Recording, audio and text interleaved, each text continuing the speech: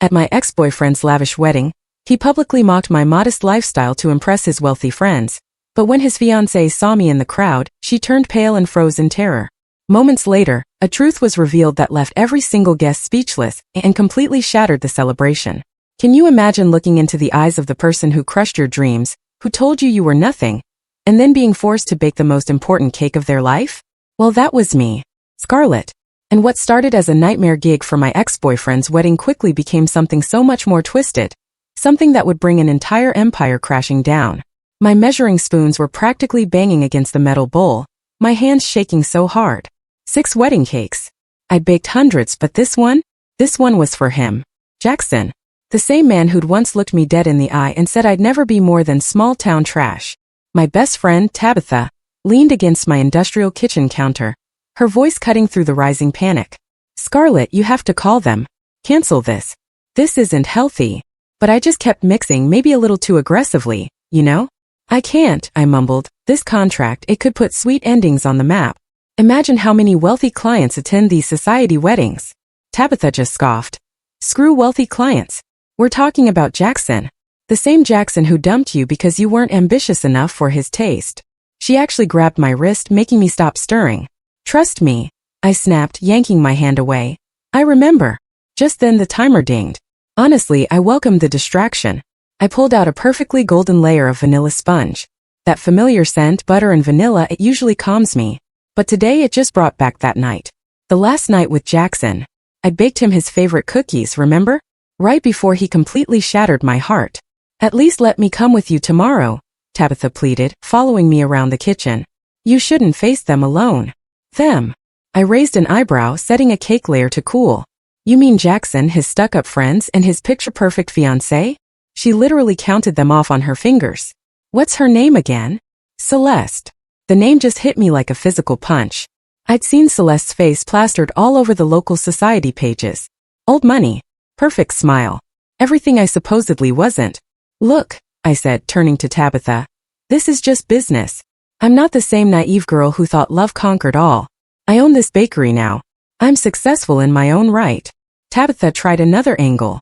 Rhea called earlier. She said she'd be happy to take this contract if... And no. I slammed a cabinet door harder than intended. I am not hiding from this. Besides, you should see the commission they're paying. It's enough to finally get that new industrial mixer we need. My phone buzzed right then. Speak of the devil. It was Jackson's wedding planner, confirming tomorrow's venue visit. Fine, Tabitha threw up her hands in defeat. But promise me you won't let them get to you. Especially that friend of his, what's his name, Chase? I heard he's been running his mouth about you taking the contract. I forced a smile. Let them talk. I'll let my work speak for itself. The rest of the afternoon was a blur of buttercream and fondant. As the sun set, casting long shadows across my empty bakery, Tabitha finally headed home. Not before making me promise like a million times to call her if things went sideways tomorrow. Alone at last, I pulled out the wedding brief. 6 tiers of white chocolate and raspberry, hand-painted sugar flowers. Classic. Elegant. Probably cost more than my first car. My fingers traced over the specs, remembering how Jackson used to mock my dreams of opening my own bakery. A baker, he'd laughed. Come on, Scarlett, you're better than that. Come to the city with me. I can get you a real job. Those memories didn't spark pain anymore. Not now. They sparked pure, unadulterated determination. I grabbed my phone and dialed Rhea. Hey, I know it's late, but I need a favor. Remember those sugar flowers you're so amazing at? Think you could help me create something spectacular for tomorrow? I want to show these people what small-town trash can really do. Her enthusiastic response made me genuinely smile for the first time that day. Tomorrow I'd walk into that venue with my head held high. Let them whisper. Let them judge. I had nothing to prove to Jackson or his wealthy friends anymore. But I had everything to prove to myself. As I locked up the bakery, the streetlights flickered to life around me. I couldn't shake the feeling that this wedding would change everything. I just didn't know how right I was. Looking up at the fading sunset, I made myself a promise. By the time this wedding was over, they'd never forget the small-town baker they'd underestimated. I just had no idea then that revenge would taste sweeter than any cake I'd ever baked. The Griffin estate. Oh my God. Just loomed there.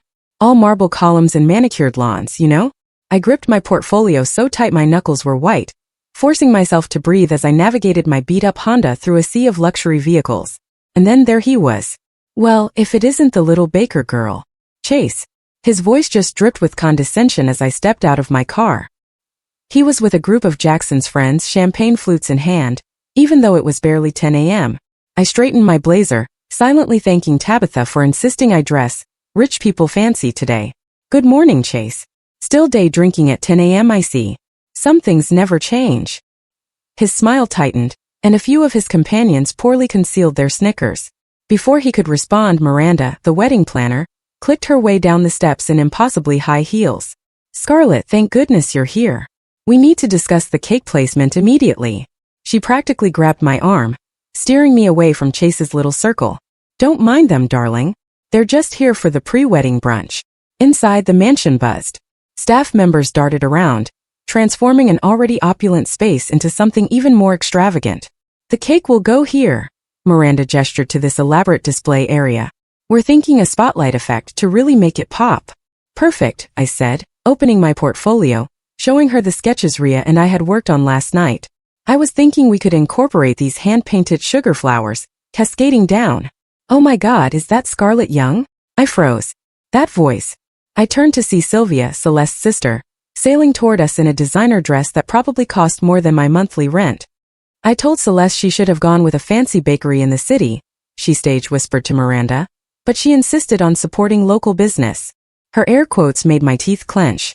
Your sister, I replied smoothly, has excellent taste. My sugar flowers won the regional pastry competition last spring. How quaint. Sylvia picked up my portfolio, flipping through it with exaggerated disinterest. But can you handle something of this scale? This isn't exactly a small-town birthday party. I assure you. I started, but new voices cut me off. The flowers should be roses, Jackson. I don't care what your mother says about lilies. My heart literally stopped. Jackson and Celeste walked in arm in arm. The perfect society couple. He looked exactly the same. Maybe a bit more polished, but still devastatingly handsome. Until he opened his mouth. Scarlett. His surprise quickly morphed into that familiar smirk. I didn't think you'd actually come. I'm professional enough to separate business from pleasure, I said, taking my portfolio back from Sylvia. Or lack thereof. Celeste's eyes darted between us, her perfect smile never wavering. So you're the famous baker everyone's been talking about. Your portfolio is impressive. Something in her tone made me look closer. Behind that society smile I caught a flash of something. Recognition? Understanding? Before I could analyze it further, Chase sauntered back in. Hey Jackson. Remember when Scarlett used to talk about opening a cute little cupcake shop? He laughed, draping an arm over Jackson's shoulder. Look at her now. Living the dream. Actually, I cut in, pulling up photos on my tablet. Sweet Endings was just featured in Wedding Style magazine. These are from the governor's daughter's wedding last month. The room went silent as they looked at the photos. Even Sylvia's perfectly maintained eyebrows rose slightly. Well, Miranda clapped her hands, breaking the tension. We should discuss the delivery schedule, Scarlett. If you'll follow me. As we walked away, I heard Chase mutter, still can't believe they hired the help to cater. I stopped dead in my tracks, turning slowly. You know what, Chase? You're right. I am the help. And I'm damn proud of it. Because while you're still living off Daddy's money, I built something of my own. Now if you'll excuse me, I have a wedding cake to design. The silence that followed me out was sweeter than any frosting I'd ever made. But it was Celeste's expression that stuck with me. That quick flash of what looked almost like admiration. Miranda led me to a private room to discuss details, but my mind was racing. Something felt off about this whole situation. The way Celeste had looked at me. The tension in the room that went beyond mere social awkwardness. Scarlett. Miranda's voice snapped me back. About the delivery schedule? Right, I said, pulling out my calendar. Let's make sure everything is perfect for the big day. Perfect, I thought. Or perfectly devastating. Either way, I had a feeling this wedding was going to be one for the books. 2 weeks before the wedding, I was back at the Griffin estate, setting up a tasting session. My hands moved with this practiced precision, arranging cake samples on delicate china plates. Each one, a testament to years of perfecting my craft. Still playing with sugar and flour, I see. I didn't even need to turn around. Jackson. His cologne, still that same expensive brand, filled the empty dining room. Some of us actually enjoy our work, I said, continuing to arrange the plates. Though I suppose that's hard to understand when you're just managing Daddy's hedge fund. He moved closer, examining the display. You know, I always thought you'd grow out of this phase. Come to your senses. You mean become the trophy wife you wanted? I finally turned to face him. Sorry to disappoint. That's not. He ran a hand through his perfectly styled hair. I wanted more for you, Scarlett. This town, this life. It's so small. Small. I gestured to the cake samples. The governor's daughter didn't think so. Neither did the mayor's son. Or that tech billionaire who flew me to California last month. His eyes narrowed. Since when do you travel for work? Have high-profile clients? Sorry, I said. I forgot to update you on my career moves after you dumped me. The door opened and Miranda bustled in with her clipboard. Everything ready? The family will be here in 5 minutes. Perfect timing, a voice said behind her. Celeste. She stood in the doorway, looking immaculate in a cream-colored suit. Her eyes locked onto mine with an intensity that felt completely out of place for a simple cake tasting. Jackson, darling, she said, not breaking eye contact with me. Your mother's on the phone, something about the seating arrangement. He hesitated, looking between us before finally leaving. The moment he was gone, Celeste's perfect posture slumped slightly. Miranda, she said, could you give us a moment? After Miranda left, Celeste approached the display, picking up a fork. You made these yourself? Every layer. I watched her carefully. Is there a problem? No, she said, sampling the lemon cake. They're excellent. Just like the ones you used to make for the homeless shelter on 5th Street. My hand froze mid-arrangement. How did you? I volunteered there, she said quietly. 3 years ago. Before my family. She trailed off, her perfectly manicured nails tapping against the china. Before things changed. Before I could respond, the doors burst open. Chase and Sylvia entered, followed by several other members of the wedding party. Oh good. Cake. Chase grabbed a fork. Let's see if small-town baker can compete with. Celeste cut him off sharply. Show some respect. Scarlett's work is exceptional. The room fell silent. Chase's fork stopped midway to his mouth. In fact, Celeste continued, I'd love to discuss some special requests with you, Scarlett. Privately. Perhaps tomorrow. Sylvia's eyes narrowed. Celeste, we have the final dress fitting tomorrow. I'll reschedule, Celeste said simply, handing me a business card. My private number's on the back. Call me in the morning. The tasting continued in a blur of compliments and critiques, but my mind was elsewhere. Something was definitely happening beneath the surface. Something in Celeste's eyes when she mentioned the shelter. As I packed up my supplies later, Jackson reappeared. Whatever game you're playing, he said, leaning against the door frame. It won't work. Game. I closed my cake carrier with a snap. I'm just doing my job. Celeste is naive. She doesn't know you like I do. I straightened up, meeting his gaze. No, she doesn't know me like you do. She seems to know me better. His jaw tightened. Just remember your place, Scarlett. You're the help. Nothing more. My place. I stepped closer. My place is wherever I damn well choose it to be. And right now it's making your wedding cake. Unless you'd like to explain to your society friends why you fired the baker featured in Wedding Style. He opened his mouth, then closed it again. That's what I thought. I gathered my things and headed for the door, pausing beside him. Oh, and Jackson? That lemon cake you just praised? It's the same recipe you called amateur 5 years ago. Funny how money changes people's taste buds. I left him standing there, but my confidence wavered once I reached my car. Celeste's business card burned in my pocket like a live coal. Tomorrow's meeting could change everything. I just wasn't sure if it would be for better or worse. As I drove home, my phone buzzed with a text from Tabitha. How'd it go? I pulled over and stared at the message, then at Celeste's card. After a long moment, I typed back. You are not going to believe what just happened. The coffee shop Celeste chose was way on the outskirts of town.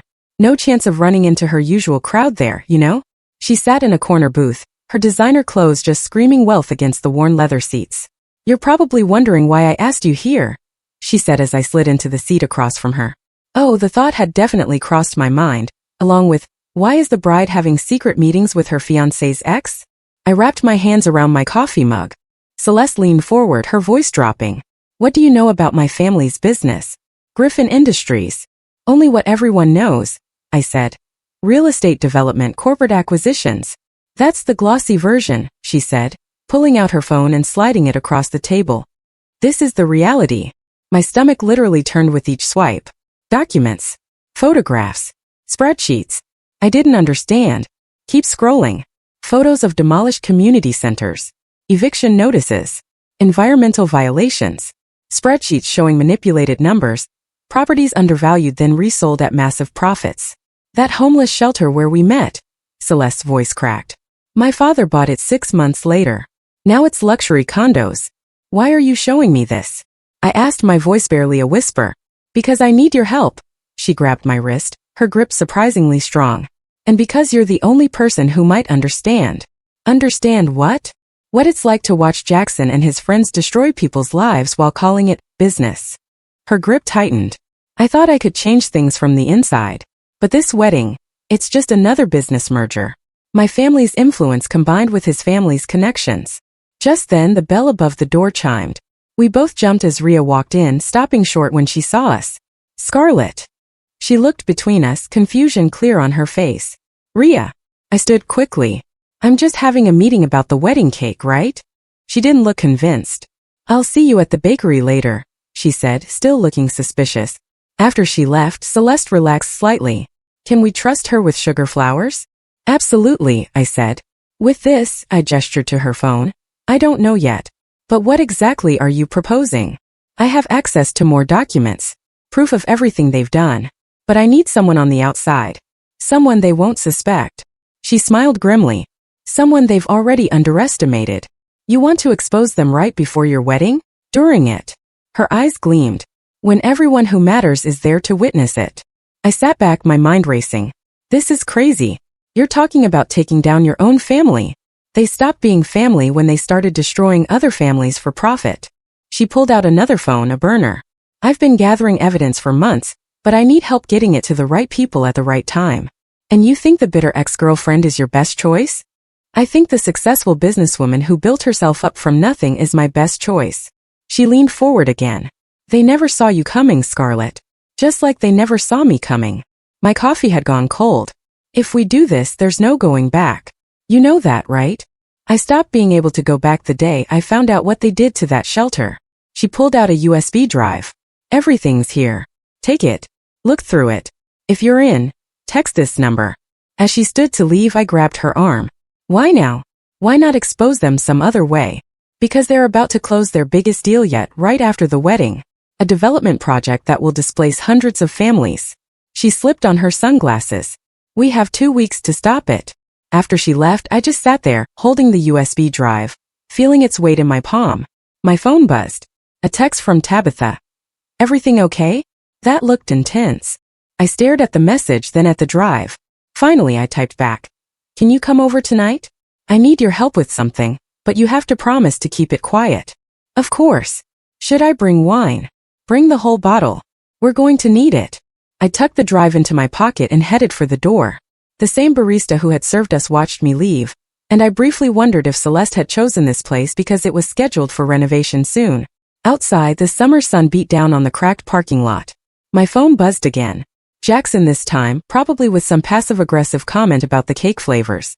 I declined the call. For years, I'd thought karma would catch up with him naturally. Now I had the chance to give it a helping hand. The question was, could I handle the consequences? As I drove back to the bakery, I remembered something my grandmother used to say. Sometimes the right thing and the hard thing are the same thing. I pulled out the burner phone Celeste had slipped me and typed. I'm in. Let's make this wedding one they'll never forget. Holy SHT, Rhea whispered, staring at my laptop screen. Holy actual SHT. We were in my apartment above the bakery, surrounded by empty wine glasses and printouts of Celeste's documents. The USB drive. It had contained even more damning evidence than I'd expected. Look at this one. I pointed to a particular spreadsheet. They bought the community center for pennies on the dollar after spreading rumors about drug activity in the area. Which they started, Rhea added, shuffling through papers, by paying people to hang around outside. That's diabolical. My burner phone buzzed. Celeste's message read, tomorrow dress fitting. Back entrance of boutique at 2. Are you sure about this? Rhea asked, watching me type a response. If they catch you, the bell downstairs chimed. Someone entering the bakery after hours. We froze. We're closed. I called out, quickly gathering the papers. It's me. Tabitha's voice carried up the stairs. And you better have a good explanation for why you're not answering your regular phone. I opened the door to find her holding a pizza box and wearing her "you're in trouble" face. Okay, she said, taking in the scene. Papers everywhere, Ria looking guilty, multiple phones on the table. What are you two up to? Close the door, I said. We filled her in. Tabitha's expression shifted from concern to shock, to something like grim, fierce determination. So let me get this straight, she said, pacing. You're going to help the bride expose her family's corruption at her own wedding, which you're catering? That's the plan. Girl, she stopped pacing. This isn't just karma anymore. This is some Ocean's 11 level stuff. I know it's risky, Ria cut in. Scarlett, these people destroyed entire communities. What if they come after you? After the bakery? My burner phone buzzed again. Celeste, bring a cake sample tomorrow. Make it look routine. They won't, I said, more confidently than I felt. Because we're going to be smart about this. I pulled out a fresh piece of paper. Ria, you're the best at sugar work I know. We need a way to hide USB drives in the cake decorations. What? That's... She paused, then grabbed a pencil. Actually, I might have an idea. Those sugar flowers we were planning. We could hollow out the centers. Perfect.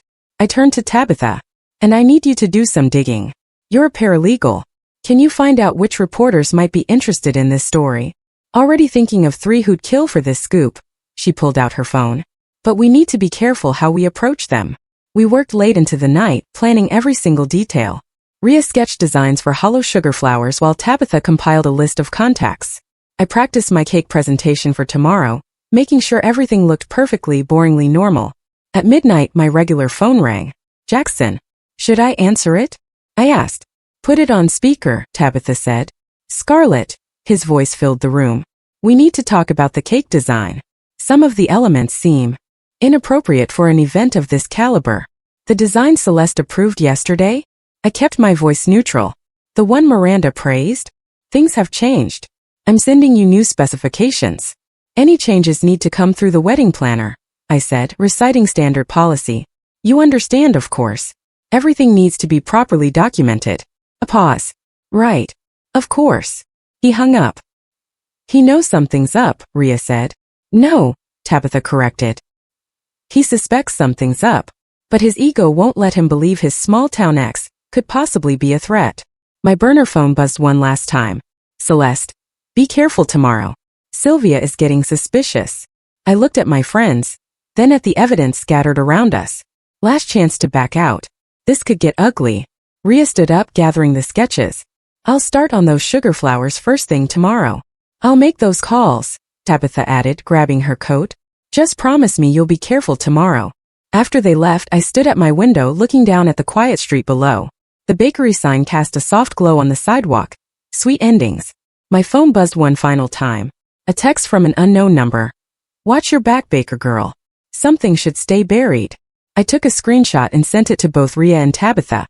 Then I typed out a message on the burner phone to Celeste. Game on. See you tomorrow. Looking at the scattered papers, I realized there was no turning back now. Tomorrow would set everything in motion. I just hoped we were ready for whatever came next. I picked up a photo from the pile, the demolished homeless shelter. Sometimes revenge isn't just about getting even. Sometimes it's about making things right. 3 days before the wedding, everything just went sideways. I was in the bakery kitchen with Ria, carefully assembling the hollow sugar flowers we designed. Then, Sylvia burst through the door, unannounced. Well, well. She stalked around the workspace, perfectly manicured nails trailing along the counter. Quite the operation you have here. Ria's hands trembled slightly as she continued working on a delicate rose petal. I stepped forward, blocking Sylvia's view of our work. This is a restricted area, I said firmly. Health code regulations. Oh, please. Sylvia pulled out her phone, showing me a photo. My heart stopped. It was me and Celeste at the coffee shop. Want to explain this? Discussing cake details with the bride. I kept my voice steady. That's literally my job. In some dive across town? She swiped to another photo. Celeste passing me the USB drive. Try again. Just then the kitchen door swung open again. Celeste walked in, still in her wedding dress from the final fitting. Sylvia, her voice was ice. What are you doing here? Protecting our family. Sylvia turned to her sister. Did you really think I wouldn't figure it out? The secret meetings, the mysterious phone calls. Get out, Celeste said. No. Sylvia stepped closer. You're about to marry into one of the most powerful families in the state. I won't let you ruin everything because of some misplaced guilt over a few necessary business decisions. Necessary. Celeste laughed bitterly. Was it necessary to bribe health inspectors to shut down that daycare center? Necessary to forge documents about asbestos in the senior living facility? Rhea dropped a sugar flower. The delicate petals shattered on the floor. You should leave, I told her quietly. She nodded, gathering her things quickly. Once she was gone, Sylvia's perfectly composed mask cracked. You ungrateful little. Careful, I cut in. You're not the only one with photos. I pulled out my phone, showing her the screenshots of the threatening texts I'd received. Anonymous numbers are traceable, you know. You think you can threaten me? She grabbed for my phone, but I'd already backed everything up. I'll destroy your little bakery. One health code violation report and what? Celeste stepped between us. You'll prove exactly what we're trying to expose. How our family crushes anyone who stands in their way. I'm trying to protect you. No, Celeste said softly. You're trying to protect yourself. Your lifestyle. Your reputation. If you do this, Sylvia's voice shook. There's no going back. No trust fund. No family connections. Nothing. I know. Celeste smiled sadly. That's the point. The kitchen door opened again. This time it was Jackson. Everything okay in here? He looked between us. I heard raised voices. Everything's fine, Sylvia said smoothly. Just a small disagreement about flower placement. Jackson's eyes narrowed on the cake that wasn't even assembled yet. Jackson, Celeste touched his arm. Could you give us a minute? Sister stuff. After he left, Sylvia turned to me. You have 24 hours to back out. After that, she let the threat hang in the air. Or what? I stepped closer. You'll do to me what you did to everyone else who got in your way? Go ahead. Some things are worth losing everything for. She stormed out the door, slamming it behind her. The moment she was gone, Celeste sagged against the counter. She'll tell them everything, she whispered. No, I said, pulling out my phone to text Tabitha. She won't. Because that would mean admitting she knew about it all along. She's as guilty as they are. My phone buzzed. Rhea. I'm so sorry. Should I come back? Not today, I typed back. But be ready for tomorrow. Everything's moving up. Celeste watched me text. The reporters? Tabitha's contact? Is ready the moment we give the signal. What about the evidence? The USB drives. I opened a cabinet, revealing a row of completed sugar flowers, each with a hollow center, ready to be placed on the cake during setup. No one will question the bride checking the decorations one last time. Celeste touched one of the flowers gently. It's really happening. Last chance to back out, I offered. She straightened up, smoothing her wedding dress. No. Sylvia just proved exactly why we need to do this. After she left, I called Tabitha and Rhea for an emergency meeting. We had to move fast now. Sylvia might not tell her family everything, but she definitely tried to stop us.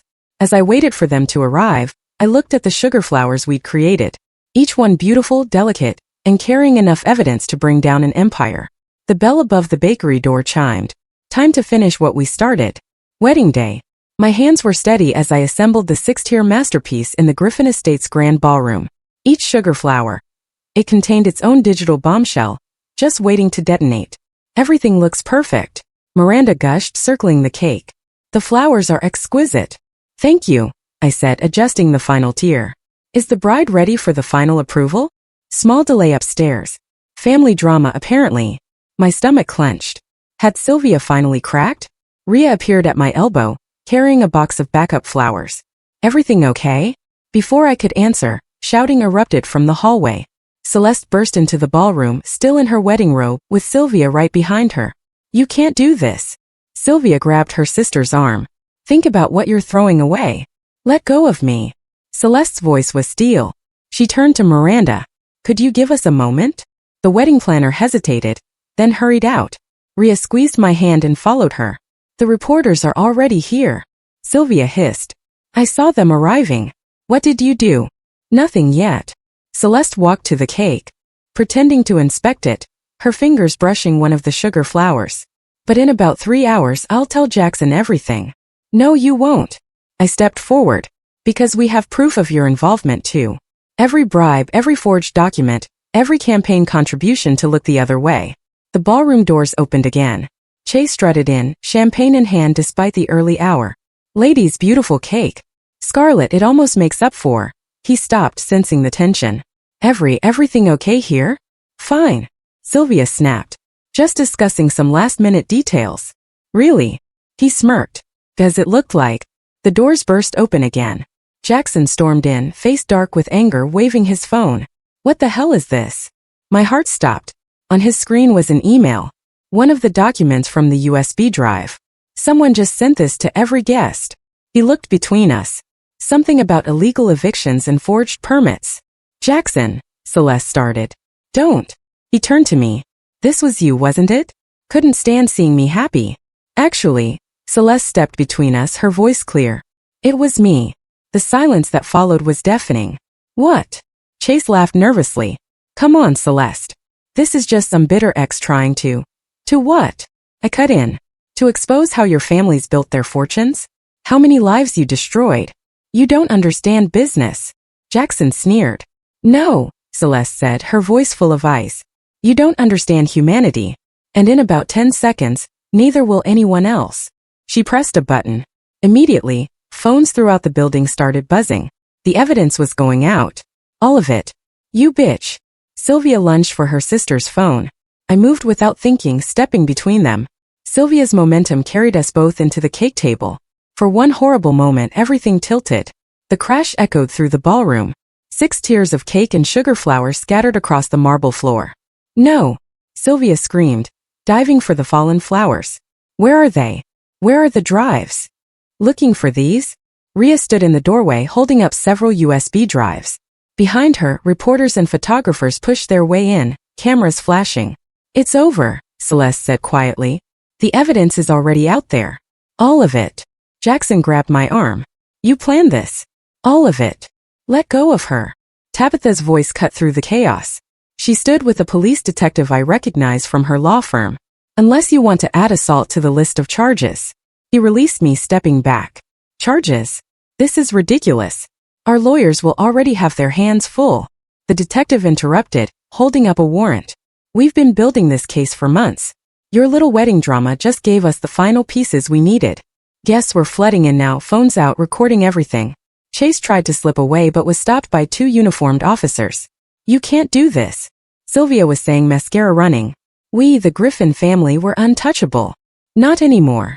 Celeste untied her wedding robe, revealing a simple dress underneath. And I'm not a Griffin anymore either. I watched as the detective began reading writs, as reporters shouted questions, as the perfect society wedding imploded spectacularly. Scarlet, the cake. Ria touched my arm. I looked at my masterpiece destroyed on the floor. Worth it. Besides, Tabitha grinned, snapping pictures with her phone. This is going to make one hell of a story for your bakery's social media. Through the chaos, Celeste caught my eye and nodded. We done it. The empire was crumbling, and all it took was some sugar flowers and the truth. As they led Chase and Sylvia away in handcuffs, Jackson turned back one last time. I hope you're happy now. I looked at the destruction around us. The ruined cake. The shocked guests. The imploding dynasty of corruption. Actually, I said, a quiet sense of triumph settling over me. I am. The autumn breeze carried the scent of fresh paint as I unlocked Sweet Endings' door. The sign above now read, Sweet Endings and Beginnings. My new partnership with Celeste, officially launching today. Still can't believe we're doing this, Ria said, arranging pastries in the display case. She'd become my head baker after the wedding scandal, proving herself absolutely invaluable. Which part? I asked. The bakery expansion? Or turning the old Griffin building into a community center? Both. She straightened up, grinning. And watching Chase's face during the sentencing? Pretty unbelievable, too. The bell chimed. Celeste walked in, carrying coffee and newspapers. We made the front page again. Of course we did. Tabitha followed her in, legal briefcase in hand. The Griffin-Turner corruption case is the gift that keeps on giving. Every new investigation uncovers more dirt. I spread out the newspaper on the counter. The headline read, Former Society Darling opens community center in seized family property. Your father's lawyers still fighting the asset seizure? I asked Celeste. Trying to, she said. But it's hard to argue when there's documented proof of how they acquired the buildings. She pulled out building plans from Tabitha's briefcase. The shelter reopens next week. We've already got programs lined up for job training, childcare, everything we discussed. The bell chimed again. Miranda, the former wedding planner, walked in. Please tell me you're still catering events, she said. I have 3 clients who specifically requested the bakery that took down the Griffins. We're expanding that side of the business too, I said, sharing a look with Celeste, though maybe with a little less drama this time. Speak for yourself. Rhea pointed through the window. Jackson was walking up to the door. We all tensed, but Tabitha just smiled. Don't worry. He can't come within 100 feet of any of you. Court orders are beautiful things. He stood outside staring through the glass. I met his gaze steadily. Finally, he dropped an envelope in our mailbox and walked away. I'll get it, Tabitha said, returning with the envelope. It's a check for the ruined wedding cake. Little late for that, Rhea snorted. Donate it to the center, I said, turning back to the building plans. We've got real work to do. The day flew by in a blur of customers, many asking about the story behind our new partnership. Each time Celeste told it proudly. How exposing corruption led to redemption. How a ruined wedding cake created something sweeter than revenge. As evening approached, we gathered in the kitchen for our traditional end-of-day coffee. Remember when you thought you were just catering a wedding? Tabitha teased. Remember when you thought small-town life was beneath you? I shot back at Celeste, who had traded her designer clothes for flour-dusted aprons.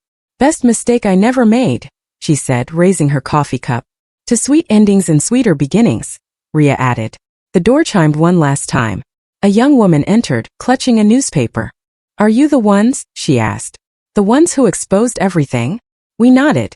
My family, we lost our home to Griffin Industries last year. But now with the investigations. She wiped her eyes. We're getting it back. All the families are. Celeste stepped forward, taking the woman's hands. Come to the center next week. We're helping families navigate the restitution process. After she left, we stood in comfortable silence. You know, Rhea said, we never did figure out who sent that first email to the wedding guests. Tabitha smiled mysteriously. Sometimes karma needs a little push.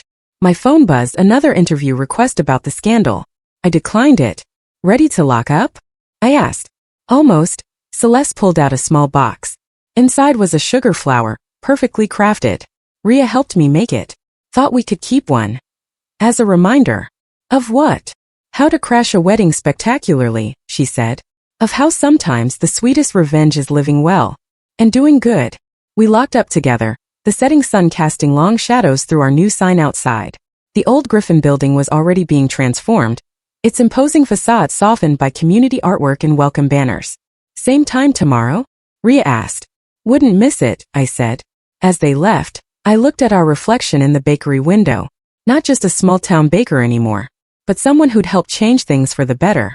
The sugar flower sat in its box. A reminder that the most beautiful things can hide the most powerful truths. I turned off the lights and stepped outside.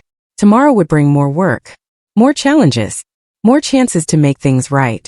But for now, standing in front of my bakery, our bakery, I felt something sweeter than revenge could ever be. I felt peace.